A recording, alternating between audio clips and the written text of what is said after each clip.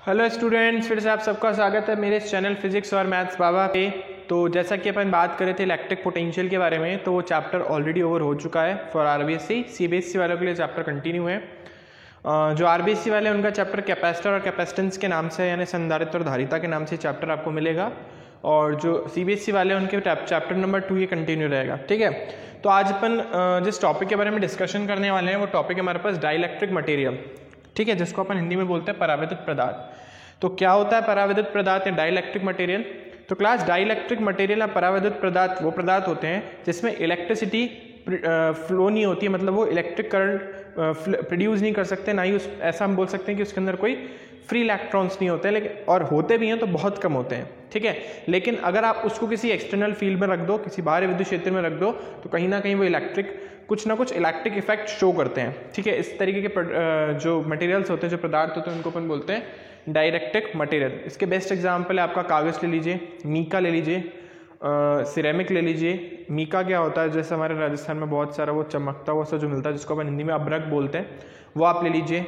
ठीक है, कागज़ ले लीजिए। ये वो सब मटेरियल हैं जो कि डाइलेक्ट्रिक मटेरियल हैं, जो वैसे तो कोई इलेक्ट्रिसिटी कंडक्ट नहीं करते हैं, बट जैसे आप इसको किसी एक्सटर्नल इलेक्ट्रिक फील्ड में रख दोगे तो कहीं ना कहीं ये कुछ ना कुछ इलेक्ट्रिक इफेक्ट शो करेंगे। ठीक है, सो दो टाइप के इलेक्ट्रिक मटेरियल हमारे पास होते हैं डाइलेक्ट्रिक मटेरियल। एक तो होता है हमारे पास पोलर और एक होता है हमारे पास नॉन पोलर।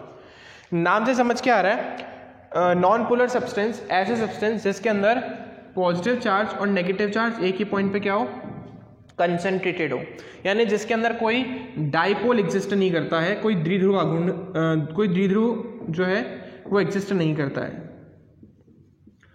जैसे इसका बेस्ट एग्जांपल है H2O2। ठीक है, ये सब वो मटेरियल है जिनके मॉलिक्यूल्स, जिनके अणु के अंदर धनावेश और ऋणावेश एक ही बिंदु पर केंद्रित होते हैं, यानी पॉजिटिव और नेगेटिव चार्ज एक ही पॉइंट पे कंसंट्रेटेड होते हैं। इसलिए कोई डायपोल क्रिएट नहीं करता ये, और ये डायपोल क्रिएट नहीं करता, इसलिए नेट डायपोल मूवमेंट जो होता है इसका dipole movement, net dipole movement यानी कुल द्विध्रुव आघूर्ण, वो इस टाइप के मटेरियल हमेशा क्या होता है, 0 0। ठीक है, जिसको अपन बोलेंगे P, डायपोल मूवमेंट जो अपन ने पहले पढ़ा है। दूसरे होते हैं पोलर सब्सटेंस। नाम से समझ रहा है, पोल्स होंगे जिसके अंदर अलग अलग दो ध्रुव होंगे। तो इस टाइप के मटेरियल के अंदर क्या होता है, पॉजिटिव चार्ज और नेगेटिव चार्ज एक पॉइंट पे कंसंट्रेटेड होने के बजाय इस तरीके का एक डायपोल फॉर्म करते हैं। बेस्ट एग्जांपल है इसका H2O, CO2, HCl। ये सब वो मटेरियल है जिसके अंदर क्या बोलते हैं, जो हमारा पॉजिटिव चार्ज और नेगेटिव चार्ज है वो क्या नहीं होता, एक पॉइंट पे कंसंट्रेटेड नहीं होते। जैसे HCl के अंदर ले लीजिए, HCl में डायपोल अपन फॉर्म कर सकते हैं ना, कि इसकी इलेक्ट्रोनेगेटिविटी जो होती है, विद्युत ऋणता, वो ज़्यादा होती है, इसलिए इनके बीच में जो इलेक्ट्रॉन की शेयरिंग हो रही है वो किसकी तरफ ज़्यादा खसकने लग जाती है, क्लोरीन की तरफ। इस वजह से इसका शेप कुछ इस तरीके का हो जाता है। इसलिए पार्शियल पॉजिटिव आ जाता है, क्योंकि इलेक्ट्रॉन इससे दूर की तरफ जा रहे हैं, उस पर पार्शियल नेगेटिव आ जाता है और एक डायपोल फॉर्म कर देता है। ऑब्वियसली डायपोल फॉर्म कर रहा है तो कुछ ना कुछ डायपोल मूवमेंट भी इसका रहेगा ही रहेगा। ठीक है, सो इस टाइप के मटेरियल को अपन क्या बोलते हैं, पोलर सब्सटेंस यानी ध्रुवीय पदार्थ। लेकिन क्योंकि इन सब्सटेंस के अंदर जो डायपोल्स होते हैं, जो द्विध्रुव होते हैं, वो इस तरीके से अरेंज्ड होते हैं, इस तरीके से व्यवस्थित होते हैं कि नेट डायपोल मूवमेंट इसमें भी क्या हो जाता है, हमेशा 0 हो जाता है। अगर आपसे पूछे कोई कि डिफरेंस क्या है, कि भी इसके अंदर कोई डायपोल नहीं होते, इसके अंदर पॉजिटिव चार्ज और नेगेटिव चार्ज एक ही पॉइंट पे क्या होते हैं, कंसंट्रेटेड होते हैं नॉन पोलर सब्सटेंस में। लेकिन पोलर सब्सटेंस में जो आपका डायपोल है, एक डायपोल फॉर्म होता है क्योंकि नेगेटिव चार्ज और पॉजिटिव चार्ज सेपरेटेड होते हैं। ठीक है, सो अब अपन दोनों को अलग अलग देख लेते हैं। अगर मैं आपसे बोलूँ कि नॉन पोलर सब्सटेंस का डायग्राम बना के बताइए, तो अपन कुछ इस तरीके से बता सकते हैं कि हमारा नॉन पोलर सब्सटेंस कुछ इस तरीके का होगा, इसमें पॉजिटिव और नेगेटिव चार्ज एक ही पॉइंट पे क्या है, कंसंट्रेटेड है। ठीक है, और जो हमारा पोलर सब्सटेंस है, ये तो नॉन पोलर का डायग्राम हो गया। अगर मैं आपसे पोलर का डायग्राम बनाने के बोलूँगा, तो पोलर के अंदर डायपोल तो होंगे लेकिन वो रेंडमली अरेंज्ड होंगे। ठीक है, इसलिए नेट डायपोल मूवमेंट कितना हो जाता है, 0 हो जाता है, लाइक दिस, कुछ इस तरीके से रेंडमली अरेंज्ड होंगे। ये हमारे पास किसका डायग्राम हो गया, पोलर यानी ध्रुवीय का। अब हमको क्या करना है, इस पोलर इन सब्सटेंस को एक्सटर्नल फील्ड में रखना है, यानी इस क्या बोलते हैं, जो हमारा नॉन पोलर सब्सटेंस था और पोलर सब्सटेंस जो था, जो दोनों डाइलेक्ट्रिक के एग्जाम्पल हैं, टाइप्स हैं, इसको अपन को क्या रखना है, एक्सटर्नल इलेक्ट्रिक फील्ड में रखना है। अभी इस टॉपिक को हटाते हैं, ये टॉपिक भी अपन पढ़ेंगे लेकिन इसके बारे में बाद में बात करेंगे। तो जब आप सबसे पहले अपन नॉन पोलर के बारे में बात करते हैं। तो जब आप नॉन पोलर को एक्सटर्नल इलेक्ट्रिक फील्ड में रखते हैं तो क्या होता है, ये आपने नॉन पोलर सब्सटेंस लिया और उसको एक्सटर्नल इलेक्ट्रिक फील्ड में रख दिया। तो जैसे आप इस नॉन पोलर सब्सटेंस को एक्सटर्नल इलेक्ट्रिक फील्ड में रखते हैं तो क्योंकि अपन को पता है कि जो नेगेटिव चार्ज होता है वो हमेशा किसकी तरफ मूव करता है, जो इलेक्ट्रिक फील्ड होती है उसके अपोजिट डायरेक्शन में। तो हमारा जो नेगेटिव चार्ज है वो कहाँ की तरफ मूव करना स्टार्ट कर देता है, इधर की तरफ। इसकी वजह से इसके जो मॉलिक्यूल्स थे, यानी इसके जो अणु थे जिसके अंदर पॉजिटिव और नेगेटिव चार्ज एक ही डायरेक्शन में थे, वो कुछ इस तरीके से अरेंज हो जाते हैं, जिसके अंदर नेगेटिव चार्ज दूर की तरफ और पॉजिटिव चार्ज इसकी डायरेक्शन में आ जाता है। ठीक है, तो सारे के सारे, और ये धीरे धीरे प्रोसेस होता रहता है। कब तक होता रहता है, जब तक सारे के सारे जो डायपोल है, सॉरी जितने के जितने मॉलिक्यूल्स हैं वो सब के सब डायपोल में कन्वर्ट नहीं हो जाते, और सबका डायपोल मूवमेंट जो है, यानी जो द्विध्रुव आघूर्ण है वो किसकी तरफ नहीं हो जाता, सॉरी एक्सट्रीमली सॉरी, कि सारे के सारे जो क्या बोलते हैं नेगेटिव चार्ज वो किस तरफ नहीं चले जाते, इलेक्ट्रिक फील्ड के अपोजिट डायरेक्शन में। और आपको पता है कि हमारा जो डायपोल मूवमेंट होता है वो नेगेटिव से पॉजिटिव होता है।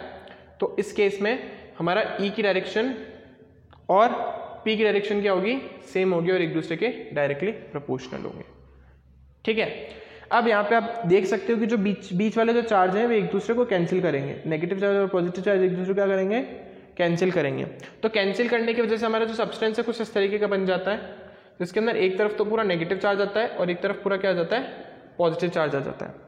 ठीक है, इस नेगेटिव और पॉजिटिव चार्ज की वजह से अंदर भी एक इलेक्ट्रिक फील्ड जनरेट हो जाती है, जिसको अपन बोलते हैं ई इंड्यूस्ड बोल सकते हैं, ई इंटरनल बोल सकते हैं, या अपन बोल सकते हैं ई पोलराइजेशन। इसको अपन बोलते हैं, इस प्रोसेस को अपन बोलते हैं क्या, पोलराइजेशन।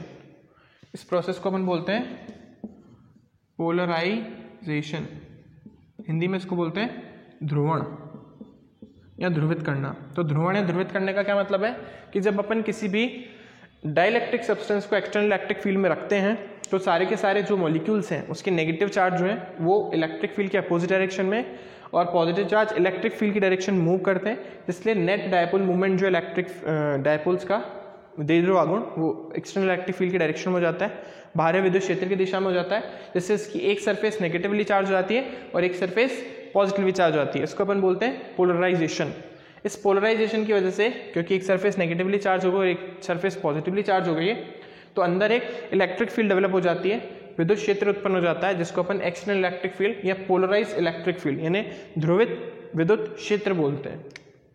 तो हमारा एक्सटर्नल इलेक्ट्रिक फील्ड जिसको अपन ई नॉट बोल देते हैं यहाँ पे, ई नॉट जो है बाह्य विद्युत क्षेत्र अपन ने बोला है, ई नॉट यहाँ पे किसको रिप्रेजेंट कर रहा है, एक्सटर्नल को, बाह्य को। और हमारा जो ई आई या ई पी है वो इंटरनल को, यानी यहाँ पोलराइजेशन को कर रहा है, इंटरनल लिख दीजिए चाहिए तो, यानी आंतरिक विद्युत क्षेत्र को रिप्रेजेंट कर रहा है। ठीक है, तो इसकी वजह से क्या होता है, जो बाह्य विद्युत क्षेत्र है वो क्या हो जाता है, वीक होना स्टार्ट हो जाता है, एक्सटर्नल इलेक्ट्रिक फील्ड कम होना स्टार्ट हो जाती है। लेकिन जो इंटरनल इलेक्ट्रिक फील्ड है वो एक्सटर्नल इलेक्ट्रिक फील्ड से हमेशा कम ही रहती है। क्यों भाई, क्योंकि कहीं ना कहीं अंदर के जो चार्ज हैं उन्होंने एक दूसरे को कैंसिल कर दिया, इसलिए अंदर का जो इलेक्ट्रिक फील्ड डेवलप हुआ है वो बाहर से कहीं ना कहीं क्या हो जाता है, कम हो जाता है। तो इतनी चीज़ आई थिंक आपको समझ आ गई होगी। तो अब क्या होगा, इसी तरीके से जब आप किसी, ये तो हमारा नॉन पोलर सब्सटेंस के बारे में हो गया जो कि कुछ इस तरीके के थे, जब इलेक्ट्रिक फील्ड डेवलप नहीं करी थी तब ऐसे थे, जैसे आपने एक्सटर्नल इलेक्ट्रिक फील्ड लगाई तो कुछ इस तरीके के होगा। ठीक है, जैसा अपन ने देखा। अगर अपन पोलर सब्सटेंस के बारे में बात करें तो पोलर सब्सटेंस में जब आपने उसको एक्सटर्नल इलेक्ट्रिक फील्ड में नहीं भी रख रखा तो भी डायपोल तो है, लेकिन वो इस तरीके से अरेंज्ड है कि नेट आपका जो डायपोल मूवमेंट है वो क्या हो रहा है, जीरो। लेकिन जैसे आप इसको एक्सटर्नल इलेक्ट्रिक फील्ड में रख देते हैं वैसे ही सारे के सारे डायपोल जो है वो किसके अंदर अलाइन हो जाते हैं, इलेक्ट्रिक फील्ड की डायरेक्शन में, मतलब नेगेटिव इधर आ जाएगा और पॉजिटिव इधर। ठीक है, सबके अंदर ऐसा होगा। वही अगेन एक दूसरे को कैंसिल करेंगे, अंदर वाले और जो बाहर वाले हैं, जो सरफेस वाले वो रह जाएंगे। तो हमारा मटेरियल अगेन ऐसा कुछ हो जाएगा जैसे ऊपर था। ठीक है, और इसकी वजह से वो अंदर की तरफ ई आई जनरेट हो जाता है, और नेट डायपोल मूवमेंट ध्यान रखना इधर ही होगा, क्योंकि डायपोल इस तरीके से सेट हुआ था और डायपोल मूवमेंट नेगेटिव से पॉजिटिव की तरफ होता है, और एक्सटर्नल इलेक्ट्रिक फील्ड ऐसा था। ठीक है, अगेन इसमें भी ई आई जो है ई नॉट से छोटा होगा, लेकिन बाहर की तरफ जो नेट इलेक्ट्रिक फील्ड है वो किसके इक्वल हो जाता है, ई नॉट माइनस ई आई, क्योंकि अंदर वाले इलेक्ट्रिक फील्ड ने बाहर वाले को क्या कर दिया, कम कर दिया। ठीक है, तो अब क्या हो रहा है, अब अपन को दिख रहा है कि भाई डायपोल तो बहुत सारे फॉर्म हो गए, अब डायपोल फॉर्म हुए तो उनका डायपोल मूवमेंट भी होगा।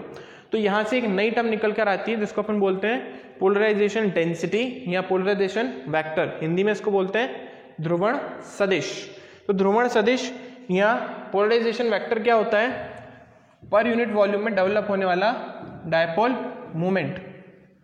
पोलराइजेशन वेक्टर या ध्रुवण सदिश, पोलराइजेशन वेक्टर या आप डेंसिटी भी बोल सकते हो, ध्रुवण सदिश इसको बोलते हैं। इसको रिप्रेजेंट करते हैं अपन कैपिटल पी से, वेक्टर क्वांटिटी है। ये क्या होता है, dipole movement in per unit volume. जो इंड्यूस्ड डायपोल मूवमेंट है ना, induced dipole movement in per unit volume. कोई मटेरियल कितना अच्छा, क्या बोलते हैं, कितने अच्छा कितना अच्छा या कितना इजीली चार्ज हो जाएगा, या क्या बोलते हैं कितना अच्छा इलेक्ट्रिक इफेक्ट शो करेगा, वो डिपेंड करता है इस पी के ऊपर। जितनी ज़्यादा पी की वैल्यू है उतना ही ज़्यादा वो मटेरियल जो है ज़्यादा इजीली चार्ज, क्या बोलते हैं, बहुत अच्छा इलेक्ट्रिक फील्ड डेवलप करेगा अंदर की तरफ। ठीक है, सो बेसिकली अपन ने क्या बोला कि जो कहीं ना कहीं डायपोल मूवमेंट जो जनरेट हो रहा था, जो पी वेक्टर हमारे पास जनरेट हो रहा था, तो पर यूनिट वॉल्यूम के अंदर जो पी वेक्टर जनरेट हो रहा है उसको अपन ने क्या बोल दिया, पोलराइजेशन वेक्टर। इसको अपन बोलेंगे एकांक आयतन में उत्पन्न ध्रुवण द्विध्रुव आघूर्ण।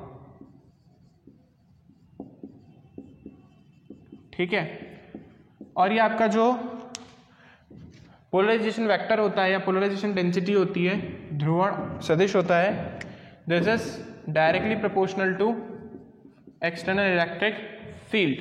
ठीक है, आपने जितना एक्सटर्नल इलेक्ट्रिक फील्ड रखा है उसके डायरेक्टली प्रोपोर्शनल होगा। पता है जब प्रोपोर्शनल का साइन हटाते हैं तो कांस्टेंट आता है, यहाँ पे जो कांस्टेंट आता है उसको अपन बोलते हैं, ये सिंबल हमारे पास काई का, इस सिंबल को अपन बोलते हैं काई, और हिंदी में इंग्लिश में CHIEE काई।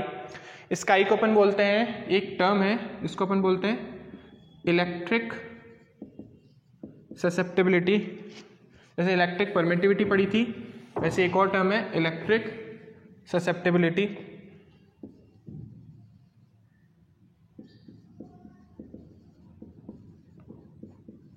ठीक है, इसको हिंदी में बोलते हैं ध्रुवण प्रवृत्ति। ये एक यूनिटलेस क्वांटिटी यानी विमाहीन राशि, इसकी कोई डायमेंशन नहीं होती है, कोई मात्रक नहीं होता, कोई यूनिट नहीं होती है, तो ये मात्रकहीन राशि है। ठीक है, सो आई होप आपको इतना क्लियर हो गया होगा। इसी के अंदर मैं एक और टॉपिक ऐड करने वाला हूँ, ध्यान रखना वो जो मैं टॉपिक पढ़ाऊँगा वो सिर्फ और सिर्फ आपको CBSE में मिलेगा, RBSE में वो टॉपिक आपको नहीं मिलेगा।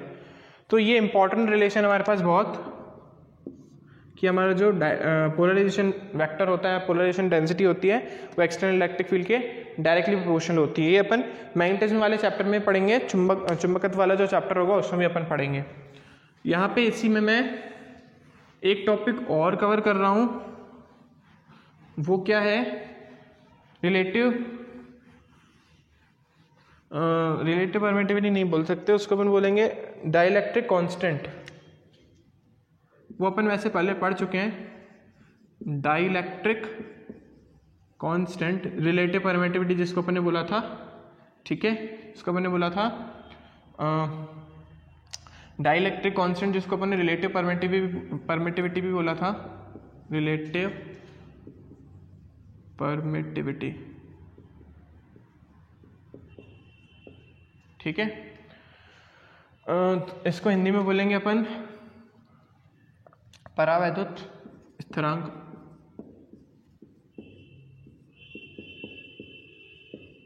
तो ये अपन पहले पढ़ चुके हैं, जिसको अपन ने के या एप्सिलॉन आर नाम दिया था, sorry.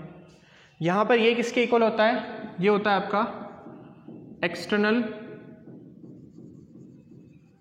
Electric field upon net electric field inside the material.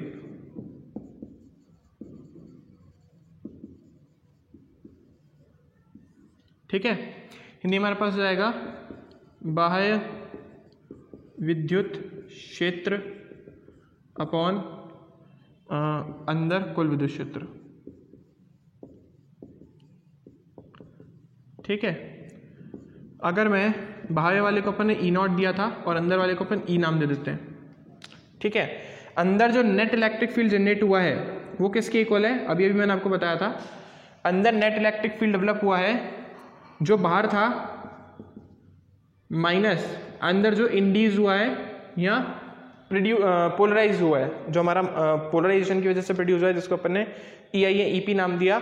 वो अभी आपको बताया ना, बाहर जो इलेक्ट्रिक फील्ड था वो कितना था? ई नॉट, और अंदर कितना डेवलप हुआ था? ई आई। तो अंदर नेट इलेक्ट्रिक फील्ड कितना डेवलप हुआ? ई नॉट माइनस ई आई। ठीक है, सो ई इक्वल्स हो गया हमारे पास ई नॉट माइनस ई आई। अच्छा, हमने ये भी पढ़ा है कि जो आपका ई होता है, अगर चार्ज जो है वो सिर्फ और सिर्फ सरफेस पे हो तो उस केस में इलेक्ट्रिक फील्ड किसके इक्वल हो जाती है हमारे पास? वेक्टर फॉर्म में sigma upon epsilon naught k. ठीक है, और वेक्टर फॉर्म में अगर sigma upon epsilon naught into n cap, और सिर्फ अगर वेक्टर लिखना हो तो E equals to sigma upon epsilon naught. अब ये फॉर्मूला कहाँ से आया? जो आरबीएससी वाले बहुत अच्छे से समझ जाएंगे, जब अपन ने कंडक्टिंग शीट ली थी, एक चालक परत ली थी, तो उसकी वजह से इलेक्ट्रिक फील्ड इतनी डेवलप हो रही थी। अब ध्यान से देखिएगा, इस एक्सटर्नल इलेक्ट्रिक फील्ड की वजह से ये वाली सरफेस हमारी पॉजिटिव नेगेटिव हो गई, ये वाली हमारे पास पॉजिटिव हो गई। इसकी वजह से जो चार्ज है वो सिर्फ और सिर्फ किस पे रह गए? सरफेस पे। और चार्ज अगर सरफेस पे रहे तो मटेरियल किसकी तरह बिहेव करता है? एक कंडक्टिंग मटेरियल की तरह बिहेव करता है। तो इस कंडक्टिंग मटेरियल की वजह से हमने यहाँ पे एक सिलेंडर लेकर के उसकी वजह से इलेक्ट्रिक फील्ड निकाली थी गॉस के लॉ का यूज करके, तो वो हमारे पास ये आई थी।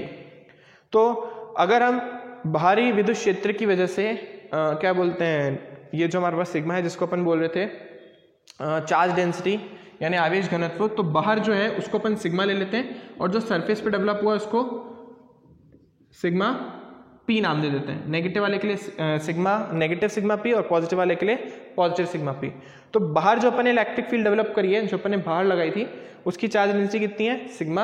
और जो सरफेस पे डेवलप हुई है ड्यू टू पोलराइजेशन, ध्रुवण की वजह से, उस चार्ज डेंसिटी को अपन ने क्या नाम दे दिया? Sigma P. तो यहाँ से हमारे पास ई नॉट की वैल्यू कितनी आ जाएगी? Sigma upon epsilon not. ये जस्ट फॉर्मूला था, ये आपको याद दिलाने के लिए, ये मैं साइड में लिख देता हूँ कि हमने फॉर्मूला पढ़ा है E equals to sigma upon epsilon naught, और वेक्टर फॉर्म में लिखना हो तो एन कैप आ जाएगा। और ऐसे अगर मैं ई आई के बारे में बात करूंगा तो हो जाएगा हमारे पास sigma P upon epsilon naught. I hope आपको इतना समझ आ गया होगा। अब अगर देखें तो ई नॉट की वैल्यू है, ई आई की वैल्यू है, ई की वैल्यू नहीं है। तो ये क्वेश्चन नंबर 1 से अपन ई की वैल्यू इसमें डाल देते हैं। तो फ्रॉम इक्वेशन 1 ई की वैल्यू हमारे पास कितनी आ जाएगी? Epsilon naught upon E naught upon K, which is equal to E naught minus E I. और इन दोनों की वैल्यू भी यहाँ पे रख देते हैं, इसको इक्वेशन नंबर 3 और 4 बोल देते हैं। तो put value of E not and E I from 3 and 4। जब वैल्यू रखेंगे तो क्या आएगा? ई नॉट की वैल्यू हमारे पास है already sigma upon epsilon naught into K equals to sigma upon epsilon naught और minus sigma P upon epsilon naught. Fine. So इसके बाद मैं यहाँ कर देता हूँ, इसके बाद तो बहुत ईजी है, प्लीज़ नोट कर लेना, कोई एक्स्ट्रा नोट्स नहीं मिलेंगे आपको, तो यहीं से आपको कॉपी करना पड़ेगा। तो यहाँ से बस अपन को दिख रही है ये दोनों टर्म सेम थी, या तो आप चाहें तो पहले ई नॉट को सॉल्व कर सकते थे। तो यहाँ से हमारे पास sigma P upon epsilon naught एक तरफ आ जाएगा, sigma upon epsilon naught minus sigma upon epsilon naught into K, ये एक तरफ आ गया। यहाँ पे सिग्मा नॉट आप कॉमन ले लीजिए और दोनों तरफ से काट दीजिए, तो आएगा sigma p equals to sigma minus sigma upon k. Sigma common लेते 1 - 1 अपॉन के, उसको अपन लिख सकते हैं k-1/k इंटू सिग्मा।